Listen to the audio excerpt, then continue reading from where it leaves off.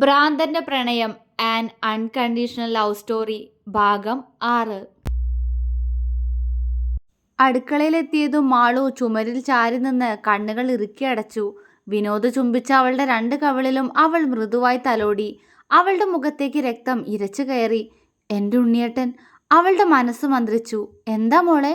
അവളെ അടുക്കളയിൽ കണ്ട സുമതി നെറ്റി ചുളിച്ചുകൊണ്ട് ചോദിച്ചു. മാളു ഞെട്ടലോടെ കണ്ണു തുറന്നു. അവളുടെ ചുവന്നുപോയ മുഖം അവർ കാണാതിരിക്കാൻ അവൾ പെട്ടെന്ന് തിരിഞ്ഞു നിന്നു.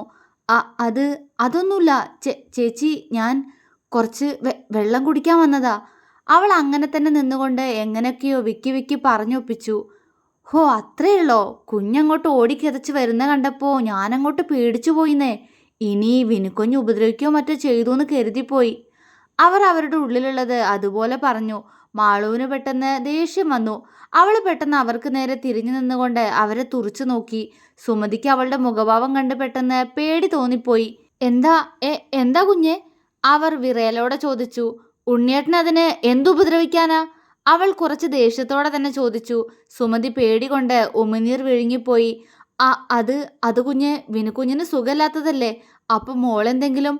മതി സുമതി ചേച്ചി. അവർ പറഞ്ഞു പൂർത്തിയാക്കും മുൻപ് അവൾ അവർക്ക് നേരെ കൈയുയർത്തി തടഞ്ഞു. സുമതി പെട്ടെന്ന് ബാക്കി പറയാൻ വന്നത് നിർത്തിക്കളഞ്ഞു. ചേച്ചി, എൻ്റെ ഉണ്ണിയേട്ടന് ഒരു അസുഖമില്ല. എന്നെ എൻ്റെ ഉണ്ണിയേട്ടൻ ഉപദ്രവിക്കാനും പോണില്ല. അതുകൊണ്ട് സുമതി ചേച്ചി ഇനി എൻ്റെ ഉണ്ണിയേട്ടന് വയ്യാത്തതാണെന്ന് പറയരുത്. എനിക്കത് ഇഷ്ടമല്ല. മാള് പറഞ്ഞുകൊണ്ട് നിന്ന് കിതച്ചു. സുമതിയുടെ തല താഴ്ന്നു. അവർ കുറച്ചു നേരം ഒന്നും മിണ്ടിയില്ല. ശേഷം അവരവളോട് സംസാരിക്കാൻ തന്നെ തീരുമാനിച്ചു. കുഞ്ഞ് ക്ഷമിക്കണം, ഞാൻ അങ്ങനെയൊന്നും ഉദ്ദേശിച്ച് പറഞ്ഞതല്ല. വിനുക്കുഞ്ഞിന് ഇടയ്ക്ക് എല്ലാവരും ഉപദ്രവിക്കുന്നൊരു സ്വഭാവം ഉണ്ടായിരുന്നു. എന്നെ ഉപദ്രവിച്ചിട്ടുണ്ട്. ഞാൻ അതുകൊണ്ട് പറഞ്ഞതാ. സുമതി സൗമ്യമായി പറഞ്ഞു. മനസ്സിലായി സുമതി ചേച്ചി എനിക്ക്. പക്ഷേ എനിക്ക് സഹിക്കണില്ല ചേച്ചി. എൻ്റെ ഉണ്ണിയേട്ടന് വയ്യാന്ന് എല്ലാവരും പറയണത് കേൾക്കുമ്പോൾ എനിക്ക്. മാളു കണ്ണ് നിറച്ചുകൊണ്ട് പറഞ്ഞു. സുമതി അവളെ അത്ഭുതത്തോടെ നോക്കി. എങ്ങനെ പെൺകുട്ടിക്ക് ഒരു ദിവസം കൊണ്ട് വിനുക്കുഞ്ഞിനോട് ഇത്രയും സ്നേഹം വന്നത്? ഇത്രയും സ്നേഹിക്കാനും മാത്രം അത്രയ്ക്കും അവനും അവളെ സ്നേഹിക്കുന്നുണ്ടോ? എന്തു മായാജാല ഇവർക്കിടെ നടക്കുന്നത്? ആ കണ്ണുകൾ നിറയുന്നത് പോലും അവനു വേണ്ടി മാത്രല്ലേ? മാളുവിനെ നോക്കി നിൽക്കെ അവർ മനസ്സിൽ ചിന്തിച്ചു. അവരുടെ മുഖത്തൊരു പുഞ്ചിരി വിരിഞ്ഞു. മോളെ, അവർ പതിയെ വിളിച്ചപ്പോൾ മാളു നിറഞ്ഞ കണ്ണോടെ തന്നെ അവരെ നോക്കി. അവരവളെ നോക്കി പുഞ്ചിരിച്ചു. വിനുമോനൊരു പാവ, അത്രയും സ്നേഹിക്കാൻ അറിയുന്നൊരു പാവം. പക്ഷെ പെട്ടെന്ന് ദേഷ്യം വരുന്ന ആളാണ് കേട്ടോ. ഒത്തിരി വിഷമിച്ചിട്ടുണ്ട് കുഞ്ഞിൻ്റെ ആ ഒരു അവസ്ഥയിൽ. കല്യാണി ചേച്ചി വന്ന് ദേവിക ചേച്ചിയോട് വിനുക്കുഞ്ഞിൻ്റെ കാര്യം ഓരോന്ന് പറഞ്ഞ് കുത്തി നോവിക്കുമ്പോഴും മനസ്സ് വേദനിച്ചിട്ടുണ്ട്. പക്ഷെ ഇപ്പോൾ എൻ്റെ ഈശ്വരന്മാരാണ് സത്യം. അത്രയ്ക്ക് സന്തോഷം തോന്നുന്നുണ്ട് ചേച്ചിക്ക്. അവർ ചിരിയോടെ പറഞ്ഞു. മാളു കണ്ണുകൾ തുടച്ച് എന്താ എന്ന പോലെ അവരെ നോക്കി. വിനുക്കുഞ്ഞിന് ചേർന്ന ആളെ തന്നെയാ ഈശ്വരൻ ചേർത്ത് വെച്ചിരിക്കുന്നത്. ആർക്കും വിട്ടുകൊടുക്കാതെ മോള് കുഞ്ഞിന് വേണ്ടി സംസാരിക്കുന്നുണ്ടല്ലോ. ചേച്ചിക്ക് സന്തോഷമായി. അവർ സന്തോഷത്തോടെ അവരുടെ നിറഞ്ഞ കണ്ണുകൾ ഒപ്പി. മാളുവിൻ്റെ ചുണ്ടിലും ഒരു കുഞ്ഞു പുഞ്ചിരി മിന്നി. എന്നോട് ദേഷ്യായോ? അവളുടെ ശബ്ദം ഇത്തവണ കുറ്റബോധത്താൽ പതിഞ്ഞു പോയിരുന്നു. ഇല്ല, ഒരിക്കലുമില്ല. സ്നേഹം കൂടിയിട്ടുള്ളൂ മോളോട്. അവർ അതേ പുഞ്ചിരിയോടെ തന്നെ അവളോട് പറഞ്ഞു. സോറി, ഞാൻ അപ്പോഴത്തെ ദേഷ്യത്തിന് പറഞ്ഞതാ. മാളുവിൽ വല്ലാതെ കുറ്റബോധം നിറഞ്ഞുപോയി. ഒരു നിമിഷം സുമതി കല്യാണിയെ പോലെയാണെന്ന് തോന്നിപ്പോയിരുന്നു മാളുവിന്. പക്ഷെ അല്ല, പാവാണ് സുമതി ചേച്ചി. ഇപ്പോൾ അതിൽ അവൾക്ക് ഒരു സംശയമില്ലായിരുന്നു. എന്തിനാ മോളെന്നോട് ക്ഷമ ചോദിക്കുന്നേ? ഭർത്താവിനോട് സ്നേഹമുള്ള ഏതൊരു ഭാര്യയും പെരുമാറുന്നത് പോലെ മോളും പെരുമാറിയിട്ടുള്ളൂ. അതുകൊണ്ട് എനിക്ക് സന്തോഷം മാത്രമേ ഉള്ളൂ കുഞ്ഞെ. അവർ പറഞ്ഞുകൊണ്ട് അവളുടെ കവിളിൽ ഒന്ന് തലോടി.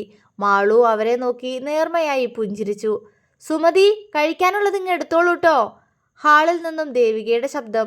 സുമതി പെട്ടെന്ന് തയ്യാറാക്കി വെച്ച ദോശയും സാമ്പാറുമായി ഡേനി ഹാളിലേക്ക് നടന്നു. ചട്നിയും ചായയുമായി കൂടെ മാളു. സുമതി അത് അവിടെ വെച്ച് തിരിഞ്ഞപ്പോഴാണ് അവരുടെ അടുത്തേക്ക് വരുന്ന മാളുവിനെ കണ്ടത്. അയ്യോ, മോളെന്തിന് ഇതൊക്കെ എടുത്തോണ്ട് വന്നേ? ചേച്ചി കൊണ്ടുവരായിരുന്നില്ലേ? അവർ വെപ്രാളത്തോടെ പറഞ്ഞപ്പോൾ മാളു അവരെ നോക്കി കണ്ണു ചിമ്മി ചിരിച്ചു. സുമതിയും ഒരു ചിരിയോടെ അവളുടെ കയ്യിൽ നിന്നും അതെല്ലാം വാങ്ങി ടേബിളിലേക്ക് വെച്ചു. ദേവിക വിനോദിനെ കൂട്ടി കസേരയിൽ വന്നിരുന്ന് തൊട്ടപ്പുറത്തുള്ള കസേരയിൽ അവനെ ഇരുത്തി. അവൻ മാളുവിനെ നോക്കി. എന്നാൽ അത് കണ്ട ഉടനെ അവൾ മുഖം തിരിച്ചു. അവന്റെ മുഖം വീർത്തു. മാളുവിന് ദേവികയെ നോക്കാൻ ചമ്മല് തോന്നി. അവൾ വേഗം അടുക്കളയിലേക്ക് വലിയാനൊരു ശ്രമം നടത്തി. ഏട്ടത്തി എങ്ങോട്ടേ ഓടുന്നേ? ചിന്നുവിൻ്റെ കുറുമ്പോടെയുള്ള ശബ്ദം. മാളു പെട്ടെന്ന് തിരിഞ്ഞു നോക്കി. അവൾ കൈ കഴുകി ടേബിളിന് മുന്നിൽ വന്നിരുന്നു. മാളു അവളെ നോക്കി ഇളിച്ചു കൊടുത്തു. ചിന്നു പോയില്ലായിരുന്നോ? അവൾ അതേ ഇളിയോടെ തന്നെ അവളോട് ചോദിച്ചു. ചിന്നുവിന് ചിരി പൊട്ടി.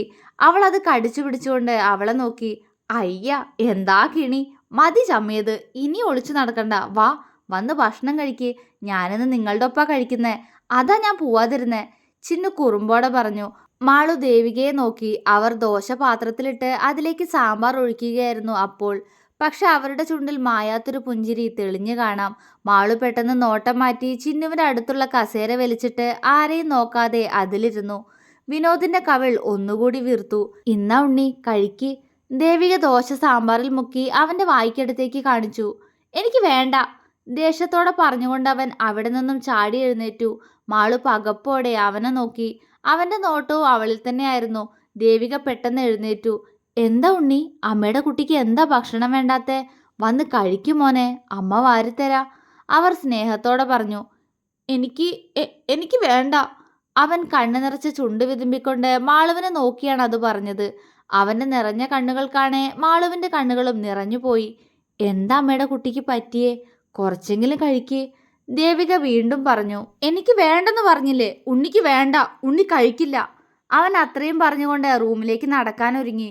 ചിന്നുവും ദേവികയും സുമതിയും അവൻ എന്തു പറ്റിയെന്നറിയാതെ പകച്ചു നിൽക്കുകയാണ്. മാളു പെട്ടെന്ന് അവന്റെ അടുത്തേക്ക് ഓടി. അവൾ അവന്റെ കയ്യിൽ പിടിച്ചു. അവൻ തിരിഞ്ഞു നോക്കാതെ അങ്ങനെ തന്നെ നിന്നു. ഉണ്ണിയേട്ടാ, അവൾ സ്നേഹത്തോടെ അവനെ വിളിച്ചു. അവന്റെ കണ്ണ് നിറഞ്ഞിരുന്നു. അവൻ ഒന്നും മിണ്ടിയില്ല. ഉണ്ണിയേട്ടൻ ഗായുവിനോട് പിണക്കത്തിലാണോ? ഇനി മിണ്ടില്ലേ? എന്നോടുള്ള ദേഷ്യത്തിനാണോ ഉണ്ണിയേട്ടൻ ആഹാരം കഴിക്കാത്തെ? അവൾ ചോദിച്ചു. വിനോദിന്റെ ചുണ്ട് വിതുമ്പിപ്പോയി. ഉണ്ണിയേട്ടൻ ഗായുവിനോട് ഇനി മിണ്ടില്ലേ? അവളുടെ ശബ്ദത്തിന് പെട്ടെന്ന് ഇടർച്ച വന്നു. അവൻ പെട്ടെന്ന് തിരിഞ്ഞു നിന്നുകൊണ്ട് ഞൊടിയിടയിൽ അവളെ അവന്റെ നെഞ്ചിലേക്കിട്ട് കെട്ടിപ്പിടിച്ച് വരിഞ്ഞു മുറുക്കി. മാളു ഞെട്ടിപ്പോയി. ചിന്നുവിന്റെയും ദേവികയുടെയും സുമതിയുടെയും കണ്ണുകൾ ഇപ്പോൾ പുറത്തു വരുമെന്ന അവസ്ഥയിലാണ്.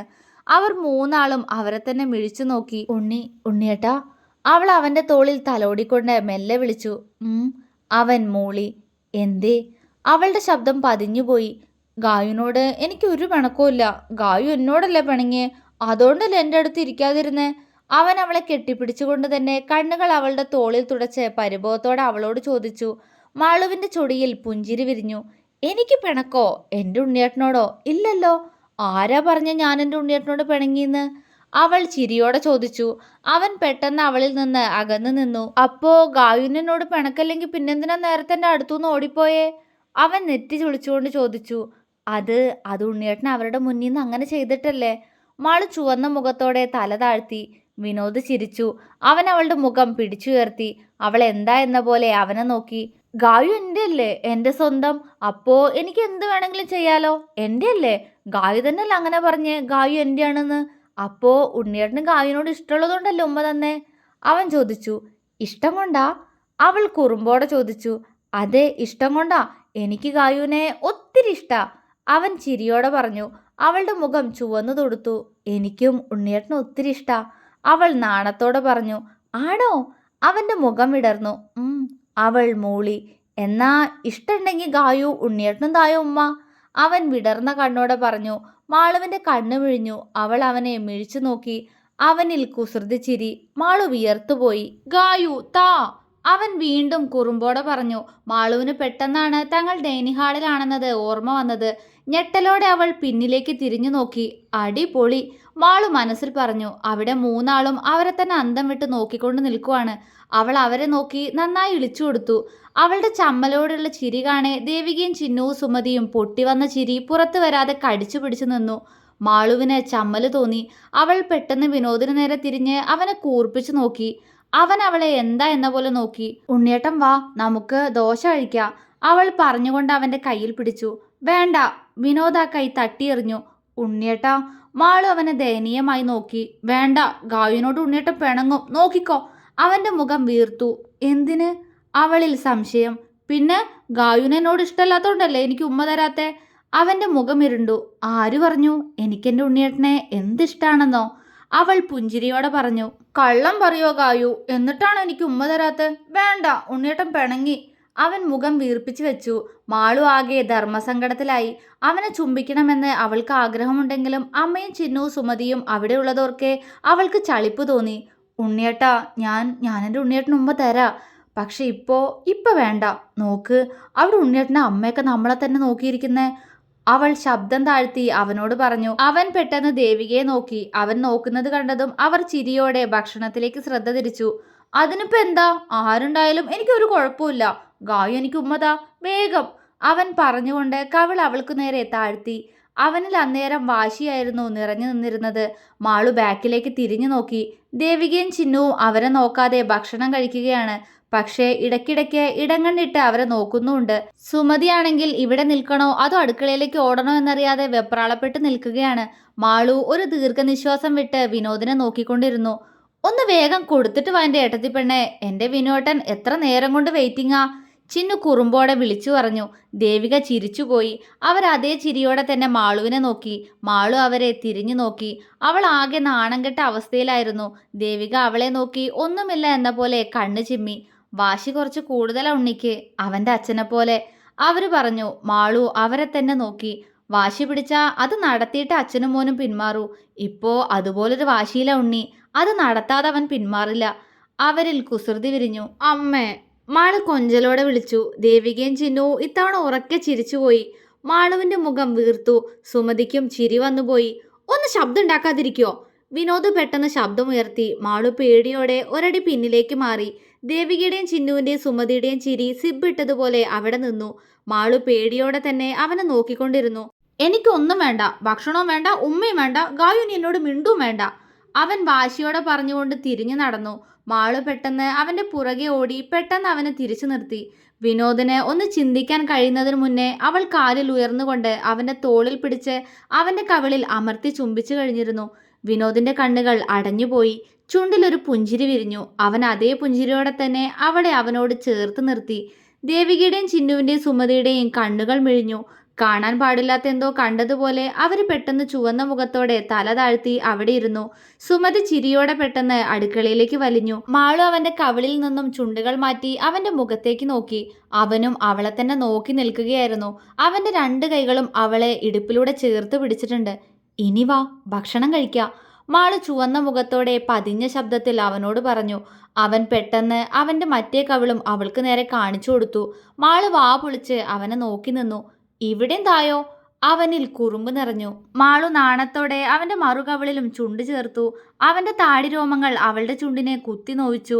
അവൻ പതിയെ അവളുടെ ഇടുപ്പിൽ നിന്നും കൈ അയച്ചു. മാളു അവനിൽ നിന്ന് അകന്നു മാറി. ഇനി വാശി കാണിക്കാതെ വരില്ല എൻ്റെ കൂടെ? അവൾ പതിയെ ചോദിച്ചു. വരാലോ, അവൻ കുസൃതിയോടെ പറഞ്ഞുകൊണ്ട് അവളുടെ കയ്യിൽ പിടിച്ച് അവന്റെ കൂടെ ഡൈനിങ് ടേബിളിന്റെ അടുത്തേക്ക് കൊണ്ടുപോയി. അവനൊരു കസേരയിലിരുന്ന് അവളെ തൊട്ടപ്പുറത്തുള്ള കസേരയിൽ തന്നെ പിടിച്ചിരുത്തി. മാളു ആരെയും തലയുയർത്തി നോക്കാൻ കഴിയാത്ത വിധം ചമ്മലോടെ തല താഴ്ത്തി തന്നെ ഇരുന്നു. എന്തൊരു ചൂടാലേ വല്യമ്മ, ഇവിടെ ആകെ വിയർക്കുന്നു. സുമതിയച്ചിയോട് ആ ഫാൻ ഇടാൻ പറയണോ? ചിന്നു കുറുമ്പോടെ പറഞ്ഞുകൊണ്ട് മാളുവിനെ നോക്കി. മാളു പെട്ടെന്ന് തല ഉയർത്തി അവളെ കൂർപ്പിച്ചു നോക്കി. ചിന്നു അവൾക്ക് ഒരു ഇളിഞ്ഞ ചിരി കൊടുത്തു. മാളു ചമ്മിയ മുഖത്തോടെ അവൾക്കും ഒരു ചിരി സമ്മാനിച്ചു. നോക്കിയിരിക്കാതെ എടുത്ത് കഴിക്കും മക്കളെ, പെട്ടെന്ന് ദേവിക പറഞ്ഞു. മാളു അവരെ നോക്കാതെ തല ഉലുക്കി. അവളുടെ അവസ്ഥ അവർക്ക് മനസ്സിലാവുന്നുണ്ടായിരുന്നു. അവരൊരു പുഞ്ചിരിയോടെ അവളെ തന്നെ നോക്കിയിരുന്നു. ഇന്നാ ഉണ്ണി, മോളുണ്ണിക്ക് ഉമ്മ തന്നില്ലേ, ഇനി അമ്മയുടെ കുട്ടി ഇത് കഴിക്ക്. ദേവിക വാത്സല്യത്തോടെ ഭക്ഷണം അവന് നേരെ നീട്ടിക്കൊണ്ട് പറഞ്ഞു. വിനോദ് പെട്ടെന്ന് അവരെയും അവരുടെ കയ്യിലുള്ള ദോശയിലേക്ക് നോക്കി. പതിയെ അവൻ വാ തുറന്ന് അത് വാങ്ങിക്കഴിച്ചു. അവർ പുഞ്ചിരിയോടെ അടുത്ത പീസ് എടുക്കാൻ തുടങ്ങും മുന്നേ വിനോദ് അവരെ തടഞ്ഞു. ദേവിക എന്താ എന്ന പോലെ അവനെ നോക്കി. ഇനി മതി ഉണ്ണിടമ്മേ, ഇനി എനിക്ക് ഗായു വാരി തന്നോളും, അവൻ സന്തോഷത്തോടെ പറഞ്ഞു. മാളു കഴിച്ചുകൊണ്ടിരുന്നത് നെറുകിൽ കയറി ചുമയ്ക്കാൻ തുടങ്ങി. ചിന്നു ചിരിയോടെ അവൾക്കടുത്തേക്ക് വന്ന് അവളുടെ നെറുകയിൽ തട്ടിക്കൊടുത്തു. പതിയെ കഴിക്കെൻ്റെ ഏട്ടത്തിപ്പെണ്ണെ, എന്നിട്ട് എൻ്റെ വിനോദിനും കൂടെ വാരിക്കൊടുക്ക്, ചിന്നു കുറുമ്പോടെ പറഞ്ഞു. മാളു അവളെ മിഴിച്ചു നോക്കി. ദേവിക ചിരിയോടെ അവിടെ നിന്നും എഴുന്നേറ്റു.